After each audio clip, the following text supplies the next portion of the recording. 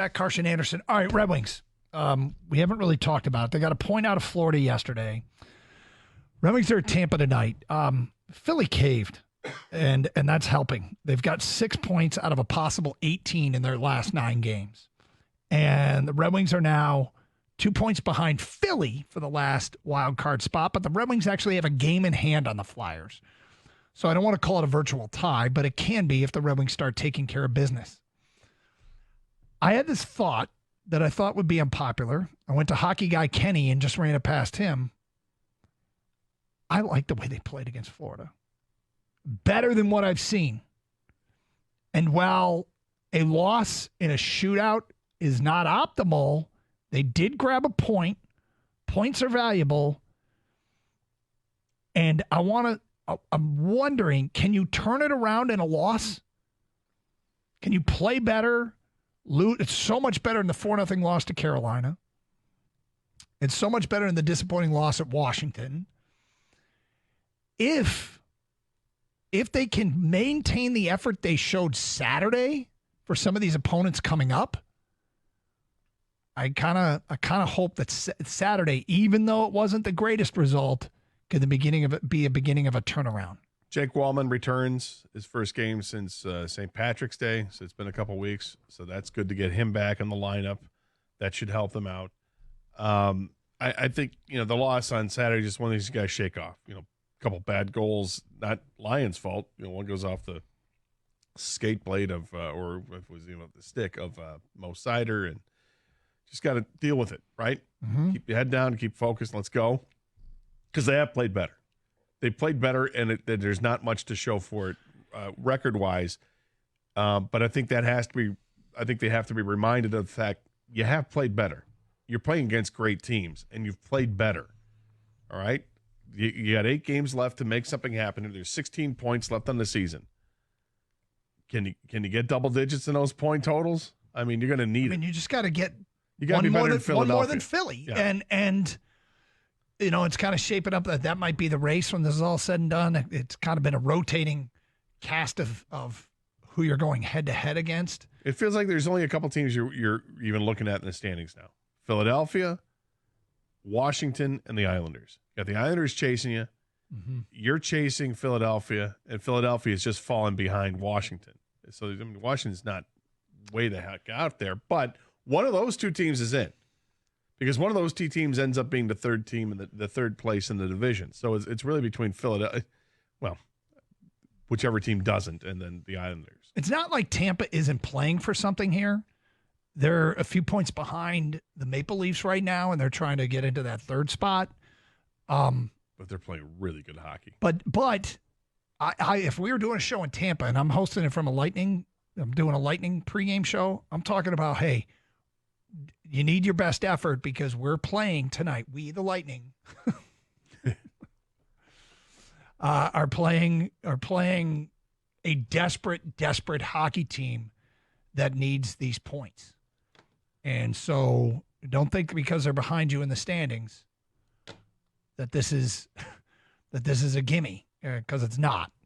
Detroit, will find out a little bit more about their character, their want to, whatever they've got right here, right now.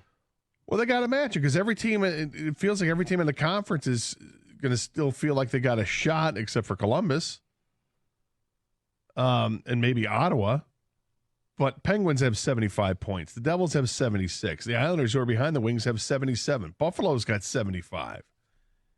It's kind of close to a logjam there with 8, 9, 10 games left, depending on which team you're looking at. Mm-hmm. So you have to take advantage of this. There's not many games left in the season. You've got to win. And to get one over Tampa would be big. Tampa's 8-1-1 in their last 10 games. They put a lot of distance between themselves and the Wings. Wasn't that long ago? The Wings were ahead of them. And now it's 89 points to 80 points. So the other thing about Saturday's game was you're playing a team that could be a first-round opponent, a team of that ilk. Remember a month ago when the Red Wings got smoked by them at home 4-0? Yeah. It was the beginning of the unraveling. And that's when Larkin got hurt. If that was a playoff game, they'd go to regular old overtime, sudden death. It wasn't no 3-on-3, no shootout. I thought the Red Wings skated well with Florida. And there isn't always this element of, even if you get, like, there was a just get in, and then that became a little bit, well, even if you just get in, you're going to get smoked. I mean, eventually they lost the game in a format that won't be used in the postseason. That was a tie hockey game with one of the best teams in the conference. So I know that's we are kind of predispositioned, Gator and I, to think about how it can work out. I don't know, man. This doesn't feel like a stretch to me. This doesn't feel like a stretch to me. That this team, very well, they played better. It's too early to say it's the turning of the corner, but if they have a good week here, I'm gonna circle back to that Florida game. Well, the games they have the rest of the way.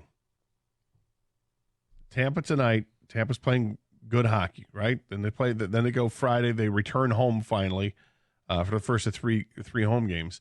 But they're home against the Rangers, one of the class teams in the conference. Mm-hmm. Then it's Buffalo, Washington, Pittsburgh, Toronto, and then back-to-back against Montreal. So Toronto's a decent hockey team. New York, really good hockey team. Tampa's playing well. And, I mean, technically Washington's playing. Obviously, they're playing better than the White Wings are, but that's a huge game when you look at that one at LCA on Tuesday, October 9th. Next Tuesday, it's a massive game against a team that you're kind of chasing here. So they've got winnable games to finish up the season here in the last 8. They're not all set up that way, but it's like 6 of the 8 feel pretty confident they're going to have a chance, a real chance. 248-539-9797. Phone calls, feedback. Carson Anderson, Red Wing fans, the floor is yours if you want to talk about your team, what they're up against, stretch run. They just haven't played the same for weeks now. But I don't think it's impossible that they can pull out of the swoon. I really don't.